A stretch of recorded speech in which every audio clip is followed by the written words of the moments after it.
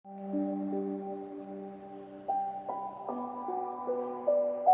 kreativitas jadikan generasi muda sebagai headline. Malam sahabat kreatif, malam hari ini selalu ada Pandu Rizky menemani sahabat. Kali ini saya Suryo Abimar menemani di sesi Pro 2 Populer untuk edisi Sabtu 28 Desember 2019. Malam hari ini ada waktu kurang lebih sampai dengan jam 9 sampai kreatif. Kita isi dengan lagu-lagu dan juga ada sebuah kesempatan kita untuk memantapkan diri kita kembali sampai kreatif.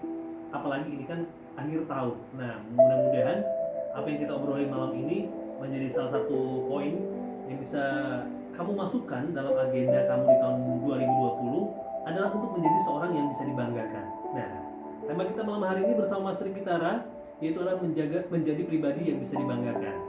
Kita sapa dulu. Assalamualaikum Mas Tri. Waalaikumsalam warahmatullahi wabarakatuh, Mas Abi, sahabat Kabar kreatif. Mas Tri ya? Alhamdulillah. Sebenarnya ada alasan Mas Tri untuk tidak siaran, adalah liburan akhir tahun, ya kan? Cuti. Tapi kehormatan, terima kasih Mas Tri untuk tetap menyempatkan diri Iya. hadir langsung di studio Brodo FM malam hari ini. Iya. Karena tidak ada istilah cuti nih. Iya, karena untuk berbagi ilmu, berbagi pengalaman Mas Tri ya. Iya. Mudah-mudahan ini juga bermanfaat untuk kita semua. Dan juga Amin. manfaat itu kan kembali lagi ke Mas Tri dan juga Betul keluarga. sekali. Malam hari ini ngobrolin tentang menjadi pribadi yang bisa dibanggakan. Iya. Ini kalau misalnya kita lanjutkan, ini dibanggakan Oleh orang lain. oleh orang lain. Baik, itu dia sahabat kreatif. Kalau seandainya kalau kita bangga dengan diri sendiri, Nah, tak ujub nanti jadi. ujub. Belum tentu orang lain juga merasakan Betul. sama. Itu membahayakan. Atau mungkin justru sebaliknya ya. Iya. Nah, kali ini kita akan dengarkan sahabat kreatif biar kita bisa menjadi seorang yang membanggakan. Silakan Mas Ri dengan pembuka. Baik, terima kasih Mas Abi, sahabat kreatif. Pribadi seseorang itu ketika dia melakukan berbagai macam aktivitas itu akan menimbulkan sebuah dampak. Dampak itu ada dua, yaitu dampak positif maupun dampak negatif, Mas Abi. Ya. Nah, apa yang kita lakukan itu ketika menimbulkan dampak yang positif itu akan berujung pada memiliki kemanfaatan untuk orang lain. Nah, kemanfaatan orang lain inilah yang kemudian kita sebut dengan positif dan menjadikan orang yang mendapatkan kemanfaatan ini menjadi terkesan terhadap apa yang kita kerjakan. Nah, itu artinya kita menjadi orang yang nantinya dinanti-nanti dan juga selalu ditunggu-tunggu oleh orang-orang yang menerima manfaat itu. Akhirnya kita menjadi orang yang dibanggakan oleh orang tersebut. Nah, sementara apabila kita melakukan segala aktivitas kita ini berdampak negatif, itu adalah menimbulkan kesengsaraan, menimbulkan kerepotan pada orang-orang yang berinteraksi dengan kita. Nah, ini satu bentuk yang menjadikan diri kita orang yang selalu disingkiri, dihindari oleh orang-orang itu. Nah, akibatnya apa yang kita lakukan ini justru menjadikan diri kita perbuatannya memalukan orang lain, ya. Jadi tidak menjadi sesuatu yang dibanggakan, tapi justru menjadikan sesuatu aib, ya, bagi orang lain ketika keberadaan kita ini ada di lingkungan mereka. Nah, ini dua hal yang bisa kita lihat kita terletak pada posisi yang mana. Nah, kadang ketika kita melakukan aktivitas tidak menyadari, Mas Abi, bahwa apa yang kita lakukan ini justru bisa menimbulkan sesuatu masalah besar di kemudian hari bagi kita ketika kita tidak berhati-hati. Contoh saja misalnya, ketika kita menjadi orang yang untuk diri kita saja tidak bermanfaat, apalagi untuk orang lain. Nah, ini akibat dari ulah apa? Ulah kita suka mengumbar apa yang namanya keinginan-keinginan yang kita punyai. Jadi keinginan-keinginan kita itu lebih banyak menjurus pada kehancuran diri. Contohnya adalah ketika kita mau seenaknya sendiri, nggak bisa mau diatur waktunya, tidak mau diganggu yang namanya kesibukan kita, yang tidak mau direpoti orang lain dan seterusnya. Hal ini karena kita maunya enak sendiri. Apa-apa yang kita kerjakan didasarkan atas saya merasa nyaman. saya merasa enak untuk mengerjakan ini dan saya puas mengerjakan ini, tidak pernah dilihat dampak apa yang kita kerjakan ke orang lain itu ternyata bisa merugikan orang lain, bisa membuat orang sesak lingkungan dia. Ini yang kemudian menjadikan diri kita menjadi manusia yang justru tadi dihindari oleh orang-orang yang ada di lingkungan sekitar kita. Nah, kalau orang yang dalam posisi orang yang bisa menjadikan bermanfaat ke orang lain, ini adalah pribadi-pribadi yang dirinya ini memiliki sebuah kontribusi pengorbanan bagi orang lain. Apa yang namanya yang kita kerjakan itu semua bukan didasarkan atas saya senang, tetapi bagaimana kita bisa membuat orang lain menyenangkan, membuat orang lain jadi lega, membuat orang lain menjadi terbantukan, menjadikan orang lain tertolong oleh apa yang kita kerjakan ini. Dan itu butuh sebuah pengorbanan, butuh biaya yang bisa dikeluarkan, butuh tenaga, butuh pemikiran, dan butuh waktu untuk apa yang kita kerjakan tadi, yang bisa jadi sepertinya tidak mendapatkan sesuatu dari itu. Nah, ini yang menjadikan diri seseorang yang seperti itu oleh orang lain ditangkap ini adalah orang yang cukup membanggakan bagi banyak pihak gitu. Nah, hal-hal yang demikian ini adalah orang-orang yang bisa melakukan satu hal yang namanya punya karya, ya, punya karya. Tidak ada orang yang bisa dibanggakan nggak punya karya. Karya-karya itu bukan berarti mesti harus menghasilkan lukisan, bukan mesti harus menghasilkan lagu ataupun hal-hal yang sifatnya seni, ya. Tetapi apa yang kita lakukan ini adalah sesuatu karya yang paling sederhana adalah bagaimana perilaku kita itu menunjukkan suatu perilaku yang santun. Ini kan sebuah karya, karena hidup itu adalah seni. Jadi ketika kita berbicara, ketika kita berjalan, ketika kita itu menatap wajah seseorang, atau ketika kita senyum, itu semua adalah seni dalam kehidupan. Karena itu ketika orang itu tidak mampu melakukan satu seni di dalam hidupnya, ini tidak ada karya-karya yang di dalam dirinya. Makanya bagaimana ada orang ketika berbicara dengan seseorang ternyata membuat hati seseorang sejuk. Tapi kenapa ada orang berbicara membuat orang lain telinganya merah, kan itu. Ada juga membuat orang yang mendengarnya menjadi resah. Nah, ini adalah bagian dari seni di dalam sebuah karya-karya manusia, yaitu karya perilaku manusia ini. Belum lagi ketika dia berpikir. Ketika berpikir kemudian apa yang dia pikirkan ini adalah membuat seseorang itu memiliki karya yang namanya kemanfaatan ke orang lain. Ini adalah suatu pikiran-pikiran yang kreatif, pikiran-pikiran yang penuh inovatif. Apa yang dia kerjakan selalu bagaimana dia bisa menjadi orang yang sangat bermanfaat ke lingkungannya. Kemanfaatan ini mesti ada suatu inovasi, kalau tidak nggak mungkin. Jadi apapun yang dia kerjakan, sekecil apapun yang dia lakukan, pasti menemukan sebuah manfaat yang cukup berarti bagi orang lain. Sekalipun menurut dirinya adalah tidak berharga, tidak memiliki nilai jual yang tinggi, tetapi ini adalah bisa menjadikan seseorang yang menerimanya luar biasa diterimanya. Begitu, Mas Abi. Baik, itu dia sahabat kreatif. Ternyata hal kecil yang kita bagi kepada orang lain yang menurut kita mungkin tidak ada artinya, tapi bagi orang lain mungkin justru sangat berarti. Luar biasa berartinya. Nah, itu dia. Jadi jangan ragu untuk berbagi sahabat kreatif, apalagi buat kamu yang memang sudah lama mungkin memendam keahlian atau juga kebisaan apa namanya?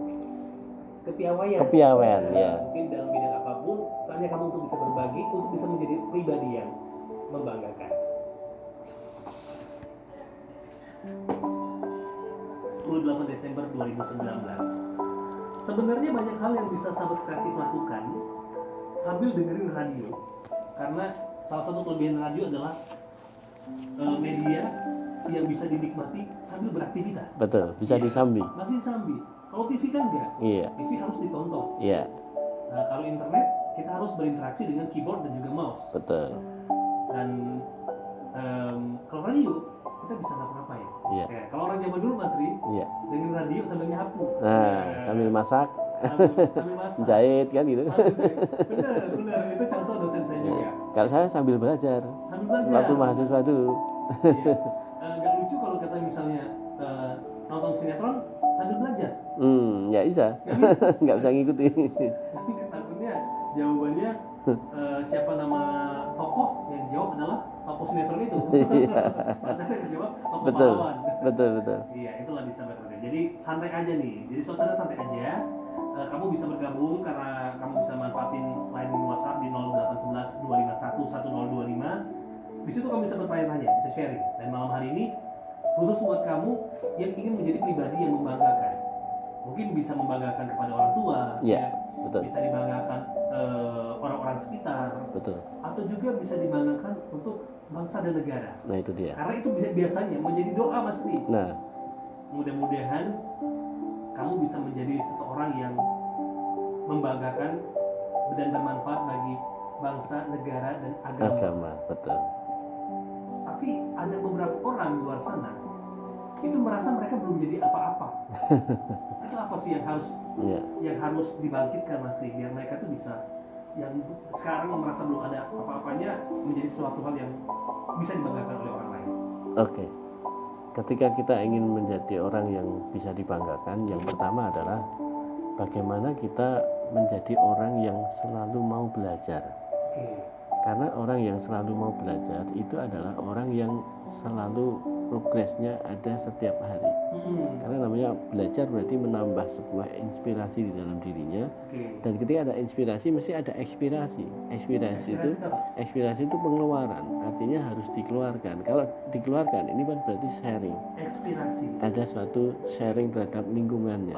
Jadi apa yang kita dapatkan dari apa yang kita pelajari itu adalah dimanfaatkan untuk ke arah yaitu aplikasi ke kemanfaatan, yaitu kita berikan ke orang lain dalam bentuk apa yang kita amalkan, apa yang kita kerjakan itu adalah satu bentuk dari ekspirasi kita. Nah, orang kalau sudah mengekspresikan ekspirasinya ini akan menjadikan kemanfaatan. Kalau kita hanya menjadi orang yang pembelajar hanya untuk kita, maka apa yang kita pelajari itu hanya menjadi simpanan di memori itu, di otak. Tetapi ketika kemudian itu kita aplikasikan di dalam sebuah implementasi, yaitu ekspirasi kita tadi menjadi ekspresi kita membentuk sebuah perilaku. Nah, perilaku ini yang akhirnya dapat diambil manfaatkan oleh orang lain. Nah, hal-hal contohnya misalnya kita belajar tentang sopan santun. Nah, satu hal yang penting dalam kehidupan yang sepertinya ini sederhana, berperilaku sopan santun ini bisa menjadikan kebanggaan sampai di tingkat bangsa dan negara, agama. Karena apa? Yang namanya seseorang itu berperilaku santun itu menjadi bisa menjadi bagian dari identitas nasional, sebuah ciri bangsa. Oh, orang Indonesia itu kan dimulai dari kumpulan seperti kita masing-masing jadi komunitas, menjadi bangsa. Sehingga melihat orang Indonesia itu santun-santun. Nah, ini kan membanggakan. Kayak orang Jogja, Jogja orangnya ramah. Itu kan bagian dari sebuah identitas. Iya benar. Nah, oleh karena itu ketika kita ini menjadi pribadi yang sudah menunjukkan sebuah karakter kita ini menjadi suatu bentuk identitas yang luar biasa membanggakan, termasuk bagaimana menjadi membanggakan dari agama yang ada. Artinya kita sebagai umat beragama, agama kita menjadi nilainya semakin tinggi. Apanya nilai? Karena umatnya menunjukkan sebuah perilaku sesuai agama itu. Nah, sehingga tidak justru kontraproduktif. Ketika ini orangnya agamanya, ajarannya begini kok ternyata perilakunya tidak seperti yang diajarkan. Nah, ini kan tidak membanggakan, malah memalukan. Begitu. Nah, yang berikutnya Mas Abi, agar kita itu menjadi orang yang bisa membanggakan adalah kita senantiasa mendudukkan diri kita ini menjadi orang yang senantiasa memberikan pelayanan. Nah, ketika orang tidak pernah mau menjadi orang yang suka memberikan pelayanan terhadap orang lain, maka ini menjadi orang yang justru sebaliknya inginnya dilayani. Maka kalau orang-orang yang selalu ingin memberikan pelayanan ini mesti akan menyebabkan kontribusi besar terhadap lingkungan di sekitarnya.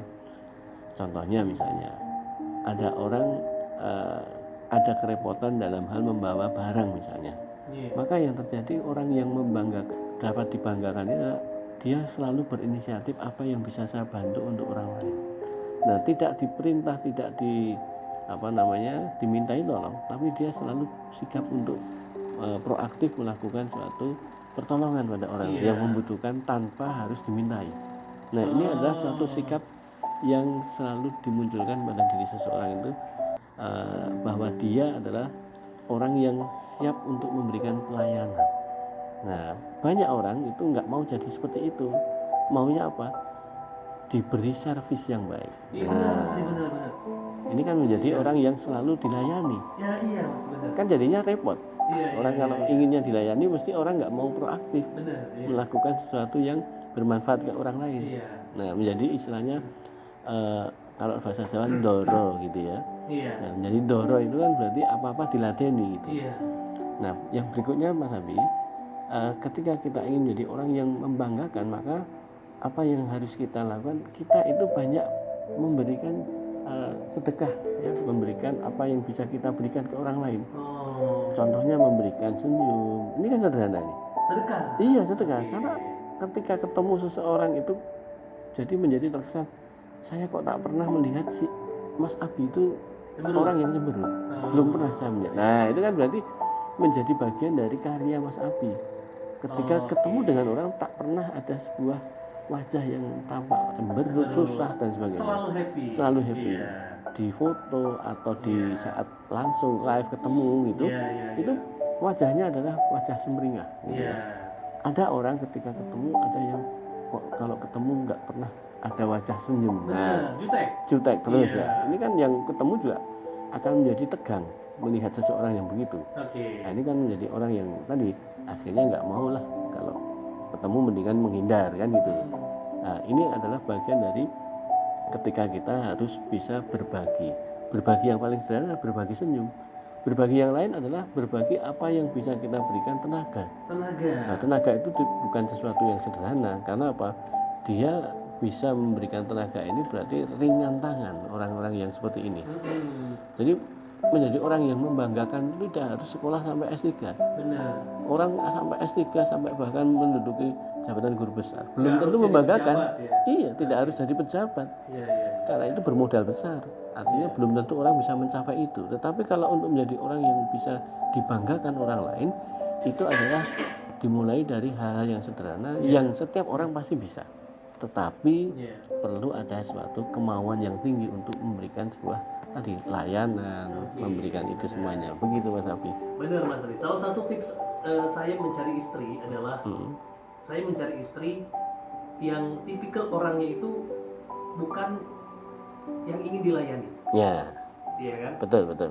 Karena saya pribadi itu adalah orang yang melayani. Ya. Karena di saat orang yang sedang melayani, tiba-tiba dia dilayani, itu kayaknya kenikmatan yang luar biasa. Betul. Tapi di saat orangnya itu adalah orang yang sifatnya Suka dilayani. suka dilayani, ketika dia disuruh melayani, Berat hati. berat hati, benar Mas Ri, benar.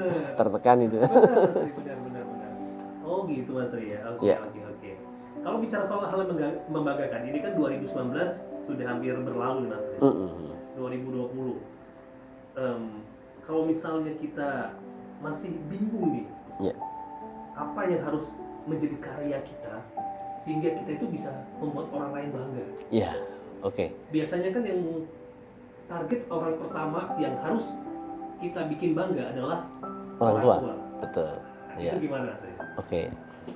Yang harus kita lakukan pertama adalah kita harus memotret diri, artinya memetakan pada posisi kita ini begini.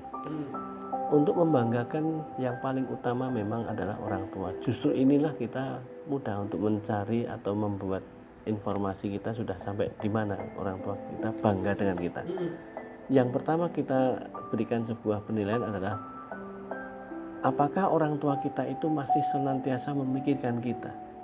Jika jawabannya iya, berarti saya belum bisa membanggakan orang tua. Oh justru? Iya. Oh gitu. Jadi indikator seseorang itu bisa membanggakan orang tua adalah orang tua kita tidak lagi berpikir tentang kita. Kita tidak pernah dipikirkan sampai menimbulkan kecemasan, Karena sudah kekhawatiran, karena sudah menjadi loss oleh mereka, sudah menjadi melegakan. Melegakan. Berarti tidak ada sebuah beban bagi dia, Iya. tidak akan pernah ada terpikir. Kita sudah diberi trust, diberi kepercayaan. Percayaan tadi. Nah, Oke. jadi kalau kita sudah tidak lagi dipikirkan orang tua, bukan berarti orang tua nggak memperhatikan kita. Tapi Justru itu adalah bagian dari kita sudah menjadi orang yang mentas, ya, orang yang sudah menetas. iya. Menetas itu berarti sudah betul-betul bisa mampu lepas dari orang tua, Iya. tidak lagi menjadi beban pikiran. Nah, yang kedua adalah bagaimana kita ini memiliki apa yang selalu bisa kita berikan ke orang tua. Apa itu? Perhatian. Iya. Kadang ketika kita sudah bekerja, sudah menikah, lepas dari orang tua, maka yang sering terjadi adalah jarang atau sulitnya orang itu memperhatikan orang tua. Baik itu masalah komunikasi melalui telepon saja belum tentu sempat, apalagi mendatangi ke rumahnya. Jadi ini adalah bagian dari wujud bahwa ketika kita ingin menjadi orang yang dibanggakan, maka cobalah dimulai dari dibanggakan orang tua. Bagaimana kita senantiasa berkunjung ke orang tua, minta doa restu. Nah, ini penting. Kesuksesan seseorang itu ketika orang tua itu memiliki doa yang luar biasa pada anaknya. Nah, ini yang kemudian kita feedbacknya adalah bagaimana kita senantiasa perhatian pada orang tua itu tadi. Sehingga kalau toh mungkin sama-sama satu kota, itu pun belum tentu orang bisa berkunjung. Iya. Nah, paling tidak bagaimana kita bisa say hello lewat telepon tiap pagi misalnya, itu adalah bagian dari perhatian. Karena orang tua yang sudah tidak ada anaknya di tempatnya, itu ada suatu hubungan psikologis yang tidak pernah bisa dilepaskan, yaitu merasa kehilangan. Dan merasa kehilangan itu orang tua bisa tidak dikeluarkan secara verbal untuk diucapkan, tetapi ini ketika anaknya berkunjung ke orang tua, ini ada suatu perasaan yang luar biasa bangganya orang tua itu ketika didatangi anaknya, apalagi diberikan sesuatu yang mengejutkan, yang sifatnya menyenangkan orang tua. Ini adalah bagian dari perhatian-perhatian yang bisa menimbulkan rasa kebanggaan anak. Belum lagi apa yang kita sampaikan ke orang tua, tutur kata, perhatian dan sebagainya, itu adalah sesuatu yang santun, ya, sesuatu yang terbaik untuk orang tua kita. Contohnya misalnya yang terbaik itu ya ketika kita ketemu dengan orang tua tidak menggunakan pakaian yang seasalnya, sehingga orang tua kita itu melihat kita itu betul-betul wajahnya itu rasanya lepas gitu loh. Tidak ada suatu beban berkerut melihat wajah kita atau penampilan kita. Tidak ada yang mengganjal. Coba kalau kita berpakaian atau berpotong rambutnya juga pang gitu kan, orang tua kita mesti kaget juga ya, model yang pang itu tadi. Nah, ini adalah sesuatu yang sederhana tetapi bisa melegakan orang tua. Dan ketika orang tua itu memanggil kita atau menelpon kita ataupun membutuhkan kita, kita segera dan memprioritaskan untuk mengutamakan itu. Itu adalah sesuatu yang sangat membanggakan orang tua. Begitu. Dan jangan lupa, aktivitas kita sepanjang hidup ini bukanlah membawa diri kita saja, tetapi membawa nama orang tua. Kalau kita berprestasi, orang tua kita terangkat namanya. Tapi sebaliknya, kalau kita itu tidak berprestasi dan bahkan mencoreng sebuah perilaku yang sangat buruk, maka orang tua ikut tercoreng juga. Nah, itu jangan sampai terjadi. Begitu Mas Hafi. Itu resolusi di tahun 2020, kita harus menjadi orang yang dibanggakan orang tua. Abis ini kita akan bacain buat kamu yang sudah bergabung malam hari ini. Yang belum bergabung, aku tunggu sharingnya di 0811 251 1025 WhatsApp. Dari Gading, namanya Imam. Imam Ya. Gading. Mungkin pelengkung Gading mungkin. Dari Gading Pelengkung Iya. itu ya. Mas Tri, jadi stigma orang zaman sekarang membanggakan adalah berkaitan dengan materi. Kalau belum punya materi yang cukup, jangan harap bisa dibanggakan oleh orang lain. Ya, itu pandangan yang persepsi orang yang bisa dibanggakan itu orang yang punya harta. Padahal enggak. Banyak orang yang punya harta banyak tapi justru menjadi orang yang tidak dibanggakan. Karena apa? Perilakunya tidak seperti yang diharapkan orang. Iya. Ada anaknya yang kaya, tapi orang tuanya tidak pernah bisa bangga dengan anak yang kaya itu. Kenapa? Perilakunya semena-mena. Jadi tidak dalam bentuk yang justru tidak menegakkan. Jadi orang tua itu bukan, ini indikatornya yang paling Iya. mendasar adalah orang tua. Kalau orang tua yang bisa bangga terhadap anaknya, ini karena ada sesuatu hal yang nilai lebihnya itu bukan di harta saja, tapi justru bagaimana perlakuan perilaku seseorang ini, budi pekerti yang nomor satu. Makanya ketika orang itu misalnya ya, anaknya ada yang jadi bos ya, tapi bagaimana dia memperlakukan orang lain, bukan orang tua ya yang diperlakukan, memperlakukan orang lain dengan kasar, itu saja sudah, kalau orang tua lihat, orang tua sudah tidak lagi nyaman melihat itu, walaupun dia anaknya kaya raya begitu. Begitu juga ketika orang yang memiliki harta yang melimpah ya, tetapi kemelimpahannya ini ternyata tidak banyak orang mendapatkan kemanfaatan, alias dia menjadi orang yang tidak dermawan. Orang kaya bisa jadi hartanya banyak tapi dia tidak dermawan, itu tidak ada orang yang bangga, termasuk orang tuanya gitu. Jadi kekayaan harta itu tidak menjadi sebuah indikator yang menyebabkan orang bisa bangga, termasuk yang memilikinya. Coba kita bisa renungkan baik-baik. Ketika kita punya harta, belum tentu kita bangga dengan harta yang kita miliki. Sebab apa? Karena kita merasa masih kurang. Nah, coba misalnya saya punya harta, belum pernah punya harta 2M, lalu saya punya harta 2M. Padahal saya punya harta 2M, Mas Abi harta 1M aja belum pernah. Itu saya merasa tidak bangga, padahal saya sudah memiliki itu. Tapi Mas Abi bisa melihat saya, wah rasanya seneng ya jadi Mas itu punya 2M gitu. Hanya wang sinawang orang Jawa bilang. Nah, cuma pandangan mata orang lain saja melihatnya sepertinya gemebiar.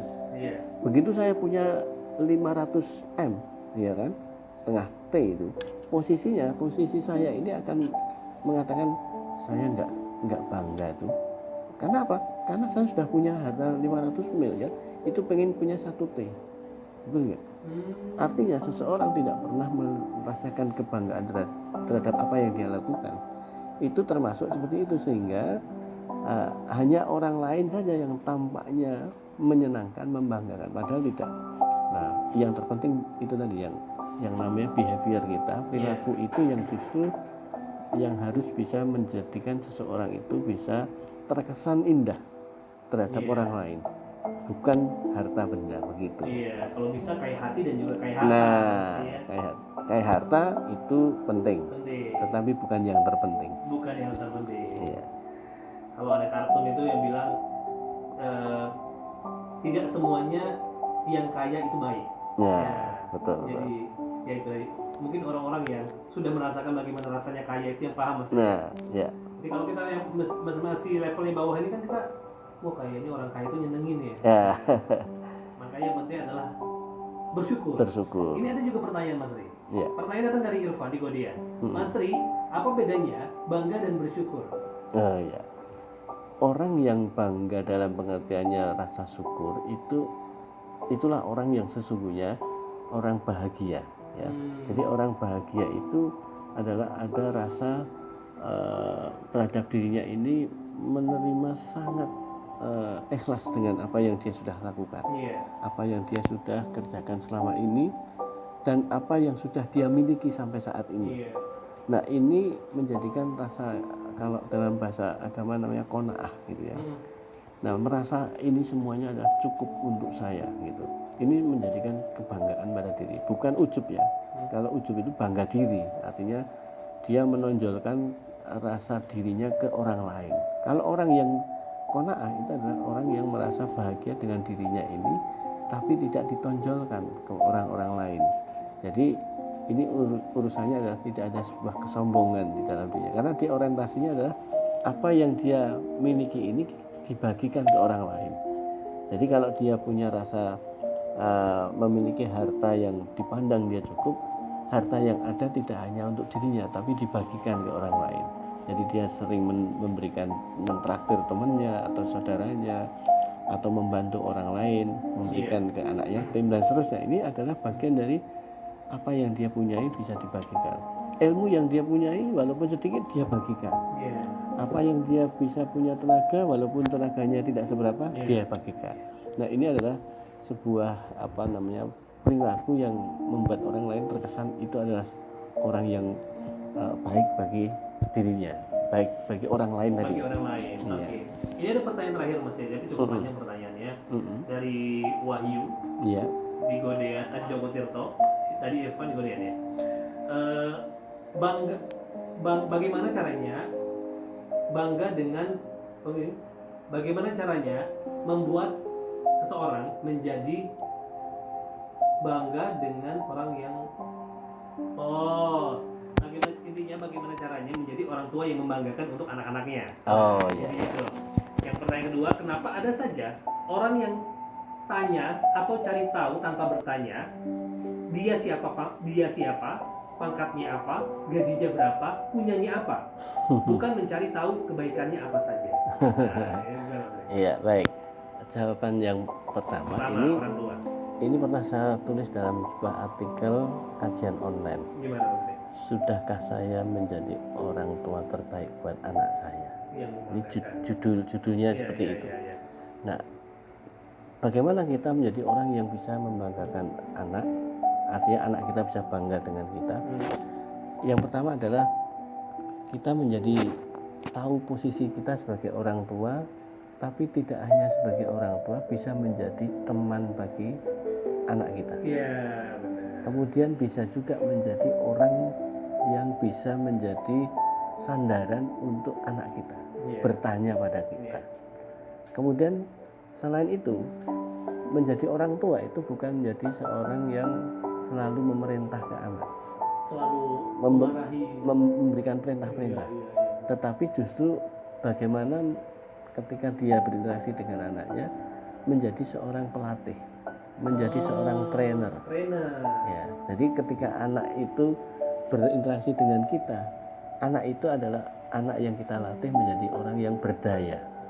Kan ada orang tua itu selalu menyuruh, kamu harus begini, kamu harus begitu. Jadi pesuruh itu jadi. Nah, ini kan repot ya. Tapi bagaimana ketika orang tua menjadi orang yang baik terhadap anaknya, bisa dibanggakan oleh anaknya, yaitu ketika setiap kali anak ini mau melakukan segala sesuatu, dia kan bertanya pada orang tuanya, dan orang tuanya memberikan respon apa yang anaknya itu punya potensi. Kan ada anak punya keinginan dan hobi yang mungkin berbeda dengan orang tuanya nggak setuju. Alasannya menurut persepsi orang tua saja.